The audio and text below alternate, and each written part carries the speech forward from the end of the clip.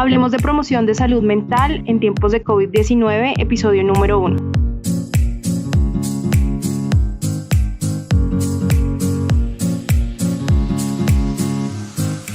Bienvenidos al episodio número 1 de este ciclo de podcast dedicados a la promoción de salud mental y a la prevención de factores que la puedan afectar.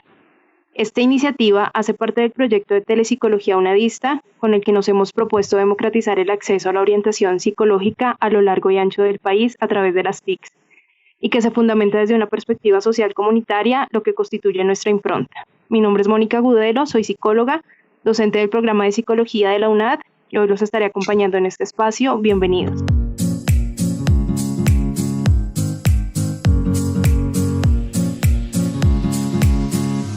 Además de enfrentar la catástrofe médica desatada por la pandemia, el mundo atraviesa una coyuntura de orden social sin precedentes. Hemos sido testigos de despidos masivos, cierre de empresas, banderas rojas ondeadas por las ventanas.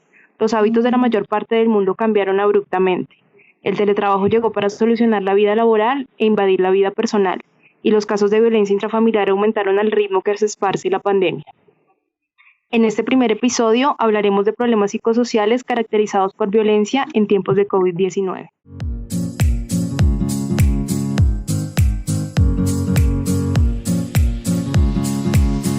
Nos acompaña hoy Mónica Hoyos, psicóloga, especialista en desarrollo humano con énfasis en procesos afectivos y creatividad, quien cuenta con una amplia experiencia en el sector público en temas relacionados con sistemas de alertas epidemiológicas en salud mental, orientación psicosocial, transversalización de políticas públicas, derechos humanos de las mujeres y violencia de género.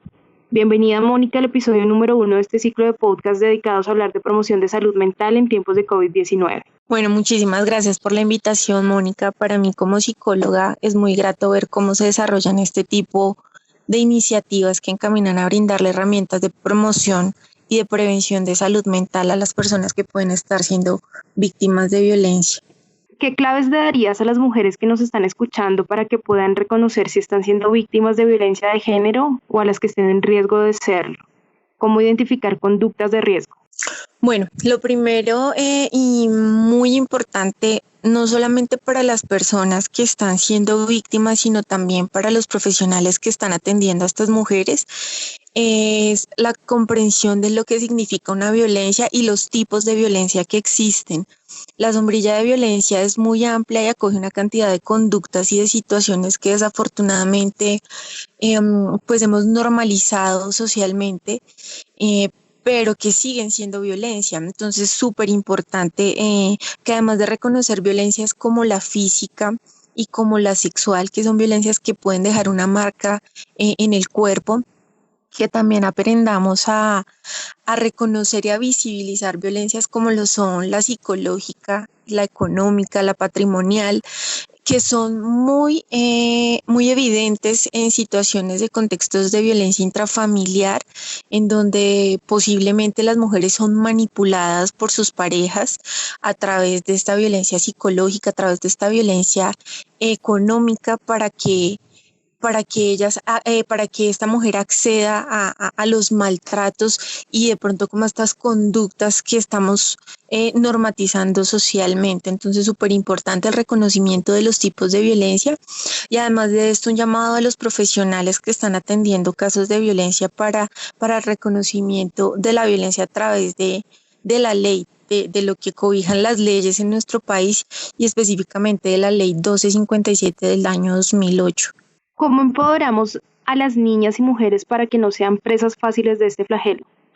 Bueno, lo que les decía hace un rato, para mí es fundamental el tema de la educación y de la educación en violencias, no solamente para los profesionales, por supuesto como profesionales del área de salud mental estamos llamados a informarnos y además estamos llamados a tener una mente abierta frente a estas conductas de violencia, pero pienso que es fundamental también para las personas que están siendo víctimas de violencia que empiecen a cuestionar estas situaciones en sus casas, que empiecen a romper esos silencios profundos que son los que perpetúan las violencias y además que están fundamentados por estereotipos que nos han impuesto a nosotras las mujeres históricamente, con los que hemos sido criadas.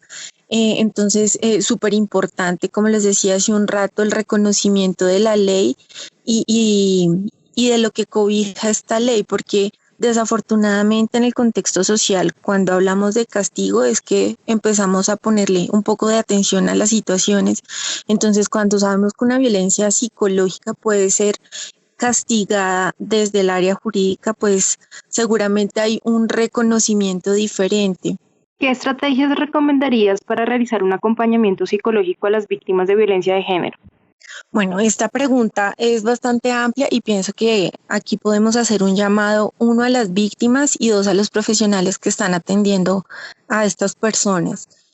Primero, a las personas que están siendo víctimas de violencia, que busquen ayuda, que no están solas, mujeres no están solas, que hay muchos profesionales que les pueden orientar, hay muchas rutas de atención a nivel distrital, a nivel nacional. Como lo son la fiscalía, como lo son las casas de justicia, las comisarías de familia. En todos estos lugares vamos a encontrar profesionales que están preparados para recibir este tipo de denuncias, que sepamos que son conductas que son denunciables y que son castigables también. Entonces es súper importante que las mujeres sientan este apoyo, que no se sientan solas porque en realidad no lo están. Y el otro llamado es para los profesionales. Es muy importante dentro de la atención que se le brinde a una mujer víctima de violencia, que creamos en sus relatos, que no cuestionemos esto que ellas nos están contando y muchísimo menos que dudemos que están siendo víctimas de violencia. Si una mujer acude a un profesional buscando ayuda, buscando orientaciones, porque de fondo hay una situación grave y seguramente es una situación que se ha perpetuado por muchos años y que posiblemente se ha ido tornando aún más difícil para que esta mujer busque esta ayuda. Entonces, un llamado a los profesionales es a que no revictimicemos a estas mujeres, que de pronto no minimicemos estos relatos, sino que creamos en ellas, porque de esta manera vamos a apoyarlas y de esta misma manera también vamos a prevenir otras violencias más graves y otras situaciones trágicas como un feminicidio. ¿Algún libro o película que le recomiendes a las mujeres que quieran aprender más sobre feminismo y violencia de género? Sí, bueno, literatura hay montones y literatura escrita por mujeres colombianas hay muchas, pero quiero hablarles de un libro que leí en esta cuarentena. Es un libro muy interesante, se llama ¿Será que soy feminista? Lo escribe una periodista mexicana que se llama Alma Guillermo Prieto, y esta mujer toca los contextos de violencia que se han perpetuado históricamente a nivel Latinoamérica. Ella habla un montón también de todo el esquema de violencias en el marco del conflicto armado en nuestro país, en Colombia. Entonces me parece un libro muy interesante para que todas y todos lo leamos. Esta mujer hace periodismo histórico además, pero es un periodismo con mucha conciencia social y pienso que es un llamado para todas y todos. Y una serie que podemos ver con las niñas y con los niños, por supuesto, también está en la plataforma Netflix, se llama Anne con E. Es una historia maravillosa que nos habla no solamente de derechos humanos de las mujeres, sino en general de los derechos humanos de los cuales todos los seres humanos pues somos acreedores. Entonces me parece súper interesante porque es una historia que está basada en el siglo XIX y cómo una niña huérfana lucha por los derechos de personas, de minorías sociales como las personas afro, las personas en condición de discapacidad, personas con una orientación sexual diferente y por supuesto las mujeres. Pues no es un secreto que las mujeres hemos trabajado y hemos luchado históricamente por este reconocimiento de nuestros derechos, aun cuando somos reconocidas como seres humanas. Estos derechos siguen siendo vulnerados y siguen perpetuándose tantas violencias hacia nosotras. Entonces sí me parece que es una serie hermosa para que podamos compartir con los niños y las niñas. Por último, Mónica, ¿algún mensaje que le quieras dejar a las mujeres que nos están escuchando hasta ahora? Por supuesto que sí, una invitación a que seamos sororas. La sororidad es un término que está enmarcado en todas las luchas feministas, en todas las luchas de la representación de los derechos humanos de las mujeres, y la sororidad nos invita a que las unas con las otras nos unamos y creamos también en ese otro relato de nuestra compañera mujer. Entonces, me parece maravilloso que rompamos esas brechas con las que hemos crecido para relacionarnos con otras mujeres, que además han perpetuado las violencias, porque nosotras mismas, las mujeres, somos un ente machista dentro de esta sociedad. Entonces sí me parece hermoso que entre todas podamos unirnos, y que nos creamos esta premisa de que juntas somos más y juntas somos más fuertes.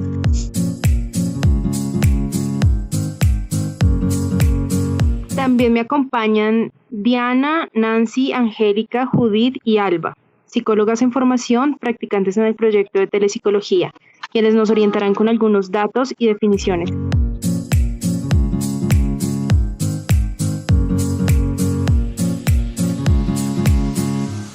Se entiende la violencia intrafamiliar como cualquier tipo de abuso físico, psicológico, económico o sexual que sea infringido de un miembro de la familia a otro se considera violencia. Si bien este ya era uno de los más graves problemas psicosociales de la población colombiana, durante la época de pandemia en confinamiento se ha incrementado. La violencia intrafamiliar afecta principalmente a los sujetos más vulnerables del entorno familiar, quienes históricamente han sido los niños, las mujeres, los adultos mayores, las personas en condición de discapacidad o con alguna comorbilidad. Según cifras del Observatorio Colombiano de las Mujeres, en tiempos de confinamiento y distanciamiento social se incrementó el porcentaje de llamadas asociadas a la violencia intrafamiliar. Los departamentos que reportaron mayor número de llamadas al 155 son Bogotá, Antioquia, Valle del Cauca, Cundinamarca, Atlántico y Santander, concentrando el 76% de las llamadas.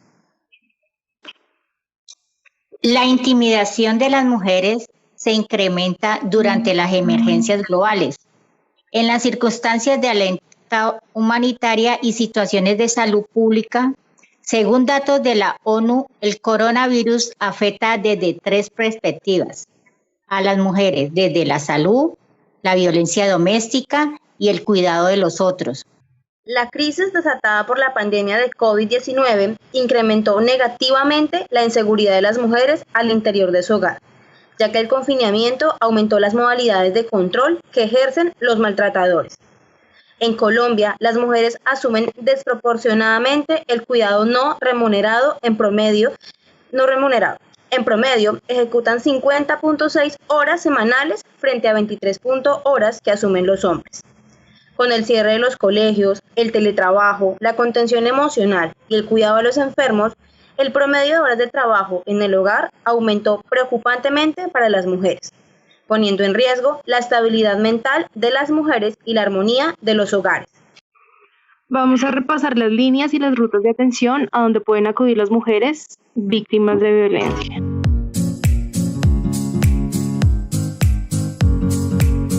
Líneas de denuncia por violencia intrafamiliar. La Fiscalía General de la Nación recomienda que, en caso de existir algún daño corporal, se acuda primero a un hospital, centro de salud, EPS o IPS para que reciba atención de urgencia. También se puede comunicar a las líneas. Línea Gratuita Nacional 155, que brinda orientación psicosocial y jurídica a las víctimas 24 horas al día. Policía Nacional al 123. Fiscalía General de la Nación 122 para la presentación de denuncias. Línea de atención, dirección de protección y asistencia al 018-912-280 o 791-0758. Línea Nacional 155, marcando 155 desde un celular o teléfono fijo. Las mujeres víctimas de maltrato reciben atención y orientación inmediata sobre qué deben hacer. Los asesores entregan información jurídica y sobre zonas de atención nacional y las entidades en las que pueden denunciar. Policía Nacional 123, Instituto Colombiano de Bienestar Familiar, línea gratuita nacional 018.000 918 080 y línea nacional de protección a niños, niñas y adolescentes 141. WhatsApp 320-239-1685, 320-865-5450, 320-239-1320. Línea Púrpura en Bogotá 018.112-137. Número gratuito desde teléfono fijo o celular. WhatsApp 300-755-1846. Líneas de denuncia por violencia sexual.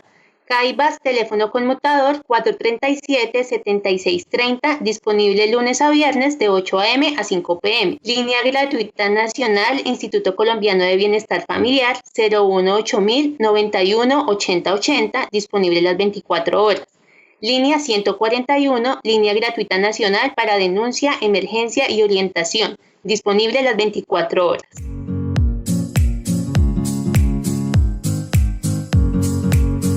Gracias por acompañarnos en este primer episodio de este ciclo de podcast llamados Hablemos de promoción de salud mental en tiempos de COVID-19. Nos oímos en el próximo episodio, donde hablaremos de problemas del estado de ánimo asociados al confinamiento y a la pandemia. Nos despedimos con una frase inspiradora de la campaña Ni Una Menos. Basta ya de minutos de miedo, de humillación, de dolor, de silencio. Tenemos derecho a que todos los minutos sean de libertad, de felicidad, de amor, de vida. Nos queremos vivas todas, ni una menos. Chao, hasta un próximo episodio.